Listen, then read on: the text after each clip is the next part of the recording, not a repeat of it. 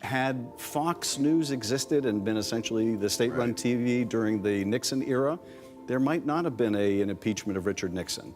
But there is this whole echo chamber that supports whatever the president says. What I find so astounding about the last year is how much this deeply flawed president could remake an entire political party in his own image. And now tanks in the streets. You know, I mean, I laugh too. I mean, it's a funny premise, comedian, we like a premise like that, ha ha ha. But it's not really funny. The idea, because you should not get used to the look of tanks in the streets. Adam Schiff is not only a stone-cold, hopeless loser, but he is one of the most corrupt, one of the most shameful, one of the most heinous individuals ever to serve in public office in America. And everything he's devoted his life to has been debunked, discredited, and discarded. He literally represents the face of failure. His sole achievement in life was fighting a losing war against Donald Trump, and now President Trump is in the White House, and Adam Schiff is the leader of a dying and dethroned. Last time, we showed you how Trump exposed Adam Schiff's double standards, but what we didn't show you was Trump torching Schiff for blowing smoke over nothing. Classic Schiff. The Democrats and the woke left have made it their mission to tear Trump down with fear-mongering and drama. But here's the twist. Bill Maher, yes, that Bill Maher, longtime liberal and once a Schiff supporter, is finally calling out the madness. And the fallout? It's explosive. Hit that subscribe button. Let's dive in. But we do need to be mindful of the much bigger challenge facing the country right now, and that is there is a systematic undermining of our system of checks and balances. Brick by brick, the walls are being taken down. The wall between the White House and the Justice Department, the way we are demeaning the press, and as you say, we're suggesting that there is no such thing as objective fact anymore. The way the administration says that a judge that rules against us is illegitimate. These are ways in which they're doing enormous damage to our system of government. Right out of the gate, Schiff slams into fifth gear, accusing Trump's administration of undermining the press and the justice system. But come on, that's rich coming from the guy who cheered on the Biden administration while it steamrolled dissent. Let's not forget the journalists cancelled, voices silenced, and platforms wiped clean simply for holding the wrong opinion. Funny how Schiff conveniently skips over all that. Now, just because his party isn't holding the reins, he's suddenly concerned about overreach? Thankfully, Bill Maher steps in with the reality check Schiff desperately needs. Now tanks in the streets. You know, I mean, I laugh too. I mean, it's a funny premise, comedian, we like a premise like that, ha ha ha. But it's not really funny. The idea, because you should not get used to the look of tanks in the streets.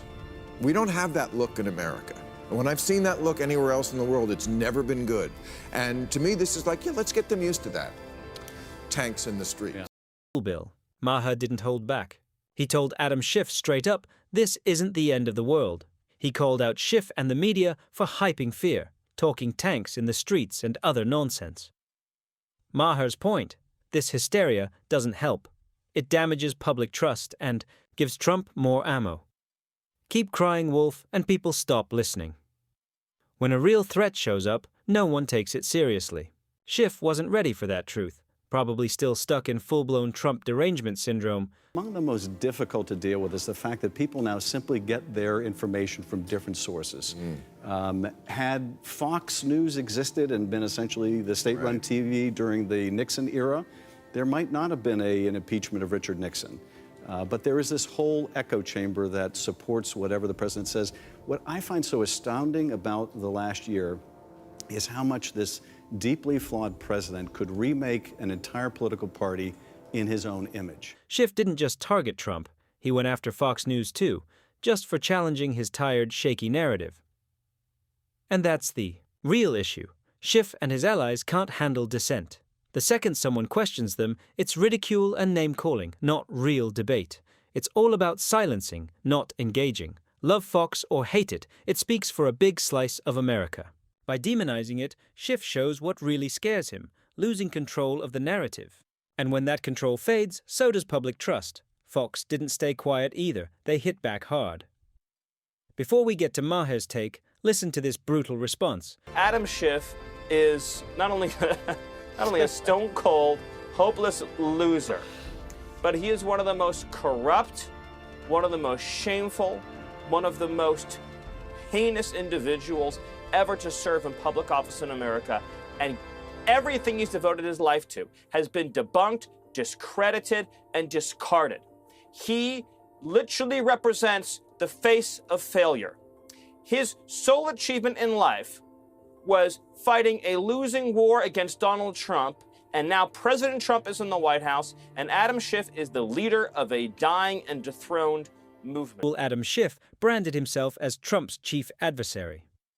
But his case crumbled. He claimed to have seen direct evidence of collusion, but the Mueller report proved otherwise. Instead of facts, Schiff leaned on theatrics, twisting quotes, cherry-picking sound bites, and using his platform for headlines. Over truth. In the end, he didn't expose corruption. He exposed his own partisanship. Trust eroded, division deepened, and Schiff's legacy. More fiction than fact. Nothing new. We just get to hear Adam Schiff lie and rant and stuff like that, ask for more witnesses when it was actually his job, and he decided not to do it.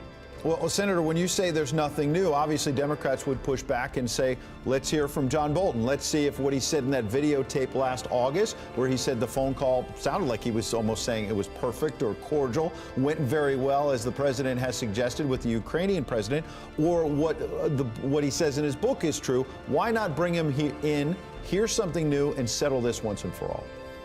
Well, first off, it'll never end. But they had a chance. The Democrats in the House had the chance to subpoena John Bolton. They're the ones that decided not to subpoena John Bolton. They're the ones that have decided to rush this case through, and then they said, oh, now we want you to go through the process of calling John Bolton. Adam Schiff built his impeachment case on hype, not hard facts, especially when it came to John Bolton. He pushed Bolton as the key witness, the supposed smoking gun. But when Bolton was ready to testify, Schiff backed off. Why? Because Bolton's words might not fit the script. Rather than risk the narrative falling apart, Schiff chose silence over truth. It was a political gamble, and a revealing one.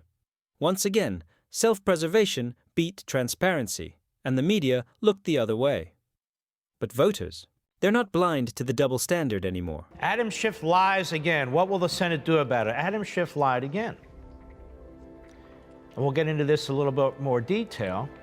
And Politico actually was the website, a very liberal website that broke the story. And the story is this, that an oligarch whose name began with Z, who had ties to Burisma, in fact, may have been the chief dog over at Burisma, an oligarch, that Adam Schiff was trying to tie Trump surrogates and Rudy Giuliani into pressuring the president of Ukraine, whose name begins with Z too. But it had nothing to do with the president of Ukraine. But Adam Schiff had made that representation yesterday on the floor of the Senate to the senators. Adam Schiff's crusade to oust Trump veered into full-blown conspiracy territory. At one point, he tied a Russian oligarch to Trump simply because the man knew Rudy Giuliani and shared the same first initial as the Ukrainian president. That was his smoking gun. Seriously, from there, Schiff spun a tale of secret back channels and pressure campaigns, all without hard evidence or credible sources. It wasn't oversight. It was political theater masquerading as foreign policy. He weaponized coincidence and called it proof. In the end, it only fueled division, drained credibility, and left the public more skeptical. Okay, and finally, new rule. Someone must tell the usual suspects on the far left that the saying is, when you're in a hole, stop digging, not keep digging. Talk about doubling down on what got you fucked in the first place. Even the one concession I've heard a few people on the losing side offer, that liberals should stop saying that Trump voters are stupid, comes with a kind of unspoken parentheses. We know they are stupid, just don't say. If I were Adam Schiff, I'd reconsider the Trump obsession. The constant attacks and lies didn't defeat Trump. They helped elect him. Dismissing millions of voters as ignorant only drives them away. If Democrats want to lead, it's time to stop preaching and start listening. Trump didn't break America. He exposed the charade. Until the left faces that, they'll keep losing the very people they claim to fight for. I got bad news for you. They don't have a monopoly on stupid. You wear Queers for Palestine t-shirts and masks 2 years after the pandemic ended. And you can't define woman, I mean person who menstruates. You're the teachers' union education party, and you've turned schools and colleges into a joke. You just lost a crazy contest to an actual crazy person. School Bill Maher slams Schiff and the left for their bizarre policies, especially on gender identity. The push for fluid gender and confusion around basic biological terms alienated average Americans. Instead of inclusivity, it came off as elitist and impractical. Maher argues that when you lose touch with everyday voters, you lose them for good.